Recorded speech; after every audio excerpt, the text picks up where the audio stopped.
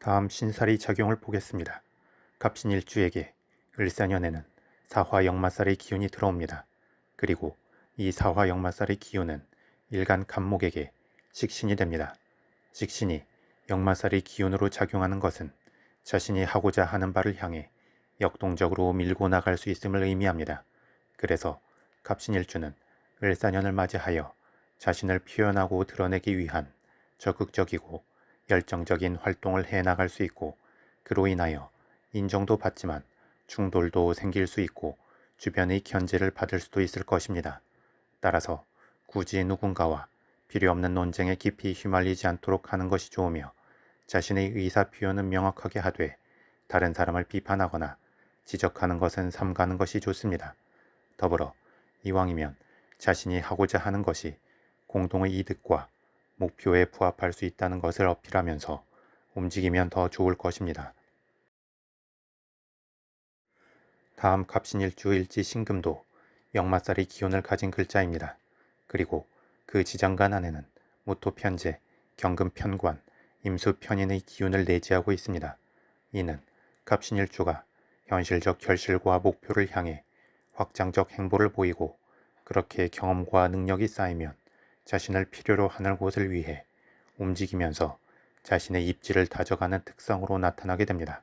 또한 자신의 입지를 다진 뒤에는 다시금 새로운 목표를 향해 움직이려 하기 때문에 갑신일주는 도전과 극복의 연속으로 살아가게 되고 그것을 위한 움직임이 많아지게 됩니다. 이는 갑신일주가 안주하여 쉬고 싶다가도 계속 본인 스스로의 이유나 외부적 이유로 밖으로 움직이도록 하는 원인이기도 합니다. 그래서 갑신일주는 드라마틱한 인생사가 펼쳐지기도 하는데, 그 근간에는 결국 본인 스스로 조마조마하면서도 새롭게 앞으로 계속 나아가려는 욕망이 있기 때문입니다. 그리고 갑신일주의 역마살 기운과 을사년의 역마살 기운은 식상과 관성의 기운이 되어 일부에서 다른 움직임을 보일 수도 있지만, 두 기운이 지지합의되어 인성의 기운으로 변화하는 만큼 분주하고 두서없는 움직임을 보이다가 자포자기한 듯 주저앉을 수 있는 면도 생기게 됩니다. 따라서 기준 없이 기운을 사용하기보다 현실적 목표와 계획을 정하고 그것을 향해 자신의 몸과 마음의 기운을 묶어갈 때 긍정적 성취를 이룰 수 있을 것입니다. 다음 12신살의 관점에서 일지신금을 기준으로 을사년의 사화는 겁살이 되고 일지신금은 지살이 됩니다. 겁살은 지지의 기운 흐름에서 시작의 기운이 마감되고 새롭게 기운 흐름이 시작되는 중간의 변곡점에 해당하는 기운입니다. 그래서 이 겁살의 기운은 12운성론의 관점에서 절과 매칭이 됩니다. 기운 변화의 변곡점에 위치한다는 것은 아무래도 이쪽이든 저쪽이든 극단적 변화와 변동이 생길 수 있음을 의미하기에 아슬아슬한 위치에 있다고 할 수 있습니다. 더불어 겁살의 명칭에서 보이는 겁의 의미를 생각할 때 자신의 것을 빼앗기고 잃을 수 있음을 의미하기도 합니다. 그런데 또 이 겁의 의미에서 그 주체를 바꾸어 생각해보면 본인이 누군가에게 빼앗기는 게 아니라 본인이 누군가의 것을 차지하는 것이 될 수도 있습니다.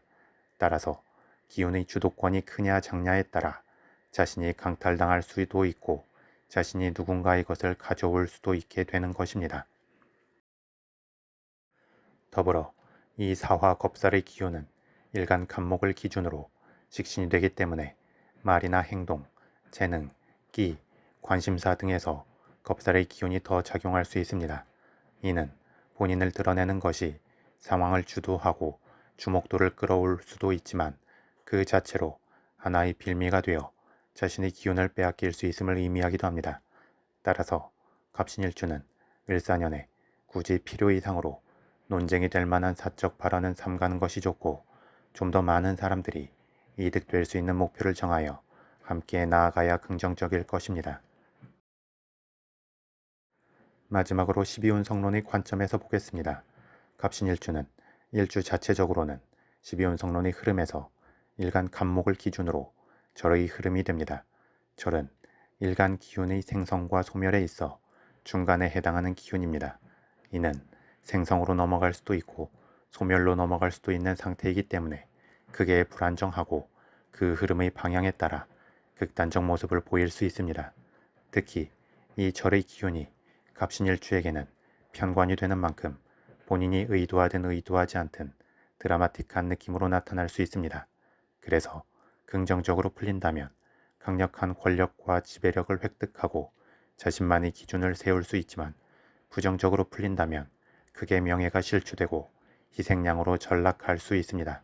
이는 갑신일주가 조심조심 신중한 듯 하면서도 어쩔 수 없이 과감하게 변화 변동의 흐름으로 나아가도록 하는 면이 있기도 합니다. 즉, 갑신일주는 시련과 고난을 거부하고 싫어하는 듯 하면서 결국은 그 길을 가게 되고 그것을 극복해낸 뒤의 영광과 명예를 추구하게 됩니다. 다행히 일지신금의 지장간 안에는 임수편인의 기운이 내재해 있어 마치 중심을 잡아주는 자이로스코프 효과처럼 변화 변동의 흐름 속에서도 중심을 잡아주게 됩니다. 그런데 이러한 잠재된 편인의 기운에 대한 믿음 때문에 또 갑신일주가 본능적으로 조심하면서도 과감한 행보를 보이는 면이 생기기도 합니다.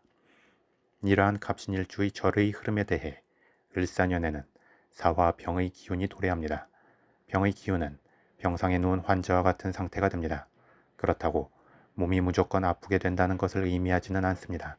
대신 병상에 누운 환자처럼 지나온 날들을 관조하고 자신이 아프기 때문에 주변에 대한 공감 능력이 커지며 아픈 현실에 대한 심리적 수긍과 저항이 반복되면서 변덕스러운 심리 상태가 나타나기도 합니다. 그런데 이 사화병의 기운은 일간 간목에게는 식신이 되기 때문에 한편으로 상대적 박탈감이 생길 수 있습니다. 즉, 식신의 흐름을 타서 질주하고 싶은데 또 다른 한편에서는 병의 흐름 때문에 막힘이 생기거나 기운이 빠지는 형국이 되는 것입니다. 이는 교묘하게 본인 내면의 욕구불만을 발생시키면서 돌발적 움직임을 보일 수 있습니다.